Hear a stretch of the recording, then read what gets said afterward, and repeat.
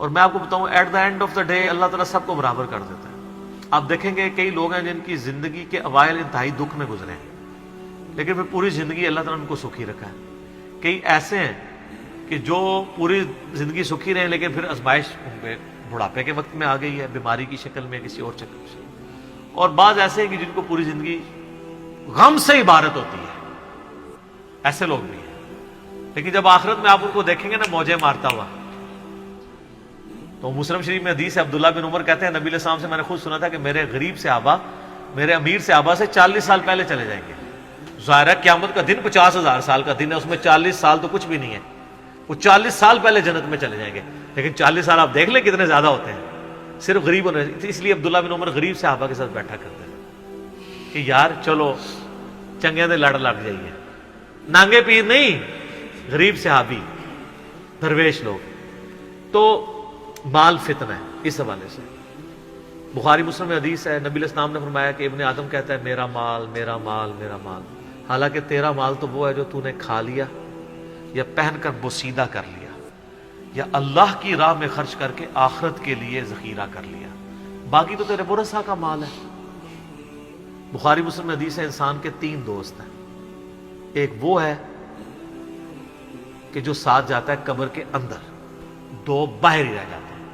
اس کے اعمال قبر میں ساتھ جاتے ہیں، اس کے رشتہ دار اور مال باہر ہی رہ جاتے ہیں. بخاری مسلم دونوں میں حدیث ہے، نبی علیہ السلام نے فرمایا ابن آدم کے پاس اگر سونے کی 2 وادیاں ہوں تو وہ تمنا کرے گا تیسری بھی آ جائے، اس کا پیٹ صرف قبر کی مٹی بھرے گی.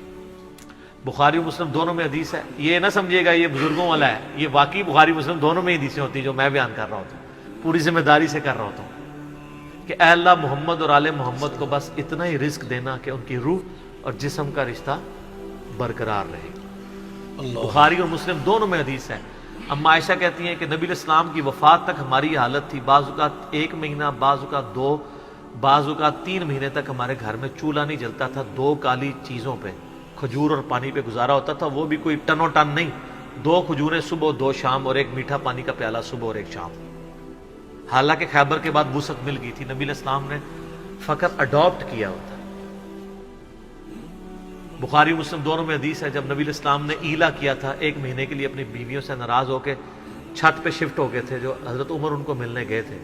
آپ کے جسم مبارک پہ چٹائی کے نشان تھے تو حضرت عمر رو پڑے، یا رسول اللہ کیسر و کسریٰ تو دنیا کے مزے لوٹ رہے ہیں اور آپ اللہ کے رسول ہو کے یہ حالت آپ کی. آپ نے فرمایا کہ اے عمر کیا تم اس بات پہ راضی نہیں ہو کہ کیسر و کسریٰ دنیا کے مزے لوٹے اور ہم آخرت کی سعادت؟ اے عمر کیا دنیا کی حقیقت ابھی بھی تجھ پہ نہیں کھلی؟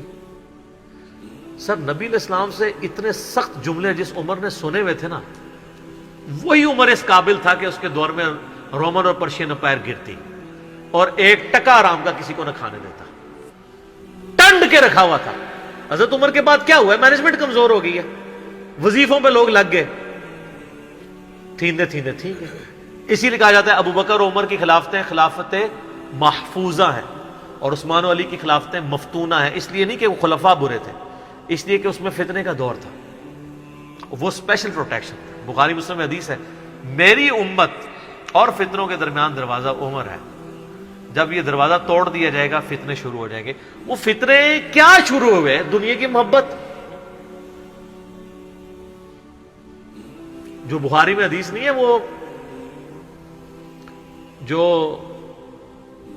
نبی علیہ السلام جب ہجرت کر رہے تھے تو حضرت ابوبکر رضی اللہ تعالیٰ عنہ آپ کے ساتھ تھے. تو ایک شخص جو کافروں کی طرف سے 100 اونٹ انعام رکھا گیا تھا تو وہ پیچھا کرتے. ابن جوشم، کیا نام تھا اس کا؟ سوراقہ ابن مالک ابن جوشم. وہ پیچھے آیا، اس کا گھوڑا دھس گیا. 2-3 بار ہوا، اس کو یقین ہو گیا. اس نے کہا میں آپ کی کوئی مدد کر سکتا ہوں تو بتائیں. تو حضرت بکر نے کہا کہ بس ادھر کی طرف نہ کسی کو آنے دینا ہمارا پیچھا کرنے کے لیے. تو پھر وہ جب جانے لگا تو پیچھے سے آواز دی اور کہا کہ رسول اللہ صلی اللہ علیہ وسلم کہہ رہے ہیں کہ میں سوراقہ کے ہاتھوں میں کسرا کے کنگن دیکھ رہا ہوں. تو وہ بڑا مسکرایا، وہ کہنے لگا کسرا دنیا کی سپر پاور اور اس کا جو بادشاہ جو لباس پہنتا ہے اتنا مہنگا، وہ میرے اوپر دیکھ رہے ہیں اور دل میں شاید اس نے یہ بھی سوچا ہو کہ اپنی حالت یہ ہے کہ جان بچا کے 2 بندے چوری چھپے مدینہ جا رہے ہیں اور ہمیں یہ بشارہ سنا رہے ہیں۔ تو نبی علیہ السلام کو یہ پتہ بھی تھا کہ امت کے لیے خزانے کھلیں گے، تب بھی آپ نے فقر اختیار کیا تاکہ امت پیچھے سے مال پانی نے شروع کر دے، کیونکہ ترمذی کی حدیث ہے ہر امت کا کوئی نہ کوئی فتنہ ہے، میری امت کا فتنہ مال ہے، سیدھی سی بات ہے۔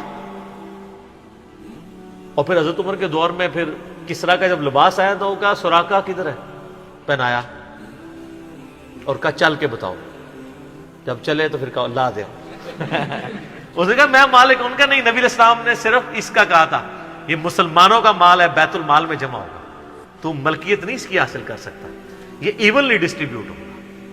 تو سر، اور اس کے بعد پھر حضرت عمر رو پڑے، یہ سارا انہوں نے فلمایا عمر سیریز کے اندر۔ تو صاحب نے کہا آپ کیوں رو رہے ہیں؟ انہوں نے کہا کہ رسول اللہ مجھ سے بڑھ کر اللہ کو عزیز تھے، لیکن ان کی زندگی فقر میں گزری، اللہ نے یہ خزانے ان کو نہیں دیے، اور حضرت ابوبکر مجھ سے بڑھ کر اللہ کو عزیز تھے، ان کے دور میں یہ نہیں آئے، اس آزمائش میں اللہ نے مجھے ڈالا ہے اور میں ڈرتا ہوں کہ میرا کیا بنے گا۔ اسی لیے بخاری مسلم میں آتا ہے نا، جب ان کو زخم لگا اور لوگ نا امید ہو گئے تو پھر لوگ آ کے ان کی فائنل زیارت کر رہے تھے، کیونکہ کھاتے پیتے تھے تو وہ میدا کٹا ہوا تھا، نکل جاتا تھا۔ اسی حالت میں بخاری میں آتا ہے ایک نوجوان آیا، اس کا تہمت ٹخنوں سے نیچے لٹک رہا تھا، جب وہ جان لگا تو بیماری کی حالت میں حضرت عمر کہہ رہے ہیں لڑکے اس کو تہمت کو ٹخنوں سے اونچا کر، اس سے تیرے کپڑے بھی پاک رہیں گے اور یہ سنت بھی ہے۔ یہاں ہم لوگوں کو کہتے ہیں شلواریں یار نیچے روبڑ رہی ہیں، حضرت عمر نزا کے عالم میں بھی ٹخنوں سے اوپر شلوار کر رہے۔ حضرت عمر وہابی نہیں سن سر، وہ صحابی سن، ان کو پتہ تھا یہ سنت ہے، اور نزا کے عالم میں تہمت اوپر کروا رہے ہیں، یہ بخاری کے الفاظ ہیں۔ اور وہاں پہ آ کے صحابہ کرام کہہ رہے ہیں کہ اللہ تعالیٰ عمر پر رحم فرمائے، اے امیر المومنین آپ کی وجہ سے اللہ نے مسلمانوں کو اتنی فتوحات دیں، رومن امپائر گری، قادسیہ، یرموک، مسلمانوں کو فتوحات ملی، امید ہے اللہ تعالیٰ آپ کے لیے بہت اجر رکھے گا۔ انہوں نے کہا کہ مجھے اللہ تعالیٰ میری ان خدمات کے عوض اگر برابر بھی چھوڑ دے کہ میرے گناہ اور نیکیاں برابر ہو جائیں تو واللہ میں کامیاب ہو گیا، میں اللہ سے اتنا ڈرتا ہوں۔ یہ انہوں نے کوئی ایکٹنگ نہیں کی، نہ یہ میں کہوں گا کہ ان کی عاجزی تھی، یہ ریالٹی تھی۔ جس کو خدا کا تعارف ہے وہ واقعی جانتا ہے کہ اللہ بڑا ڈاڈا ہے۔ حضرت ابوبکر نے جب مشورے کے بعد حضرت عمر کو نامزد کیا تھا تو آپ کو پتہ ہے حضرت عمر کو کیا نصیحت کی تھی؟ کیا ہے عمر؟ ایک ہی نصیحت انہوں نے کی، ان کا اتق اللہ یا عمر۔ وہ عمر سیریز میں فلمایا انہوں نے، اللہ سے ڈرنا، اور جب تو جنتیوں کی طرف دیکھے نا تو دعا کرنا کہ اللہ تجھے اس میں شامل کر دے، اور جب تو دوستیوں کی طرف دیکھنا تو ڈرنا ایسے کہ کہیں تو ان میں شامل نہ ہو۔ انہوں نے نہیں کہا میں اشرا مبشرا ہوں، میں جس راستے پہ چلوں شیطان بھاگ جاتا ہے، یہ آپ مجھے کیا باتیں بتا رہے ہیں؟ ان کو پتا تھا کہ اللہ تعالیٰ کی صفت بے نیازی بھی تو ہے نا سر، آپ کو نہیں پتا، وہ تو پیغمبروں کے اوپر عطا فرما دیتا ہے۔ یونس علیہ السلام تو پیغمبر تھے، اور اتنا غصہ کہ سورہ صافات میں ہے کہ یونس اگر مچھلی کے پیٹ میں ہمیں نہ پکارتا تو پھر اسی دن نکالا جاتا جس دن مردے اپنی قبروں سے نکالے جائیں گے۔ یار اتنا غصہ کیا کر دیا، کوئی بندے مار دیے یونس نے۔ آپ یوٹیوب میں کلپ دیکھیں یونس علیہ السلام کا واقعہ تو آپ کو پتہ چلے گا۔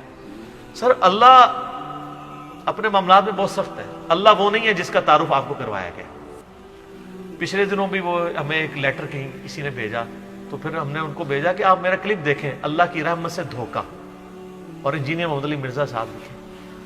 تو اس میں وہ کہہ رہے تھے، وہ تارج می صاحب کہتے ہیں کہ آج کل کے مبلغین نے لوگوں سے ان کا رب بھی چھین لیا اور ان کو ڈراتے رہتے ہیں۔ سر کیوں نہ ڈرائیں اللہ کے بندو، قرآن کا ڈومیننٹ پورشن ہے ہی تذکیر ہے، بلکہ قرآن کا تعارف ہی تذکیر ہے، نصیحت ہے، ڈر سنانا ہے، ڈر سنانا۔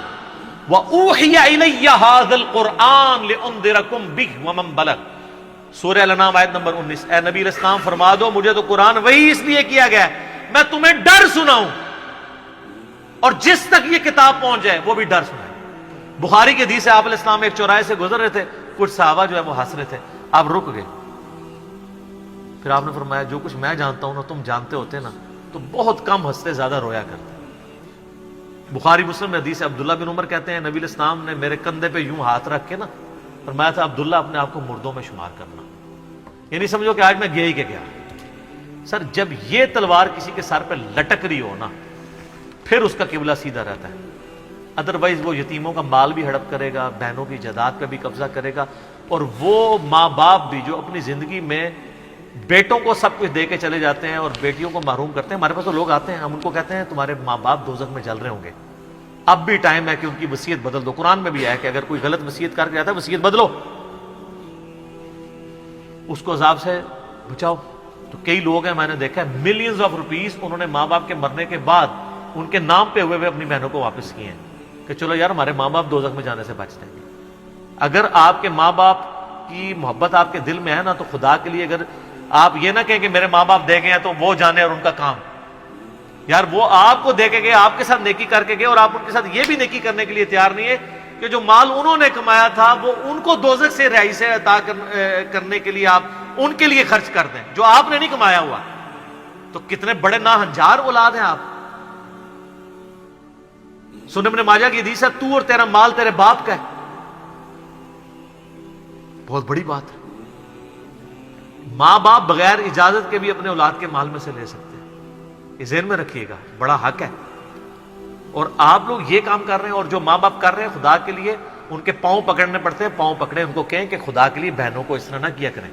او جی ان کو وہ جناب وہ جیز دے دیا تھا، وہ جیز تو زندگی میں دیا، وہ گفٹ ہے۔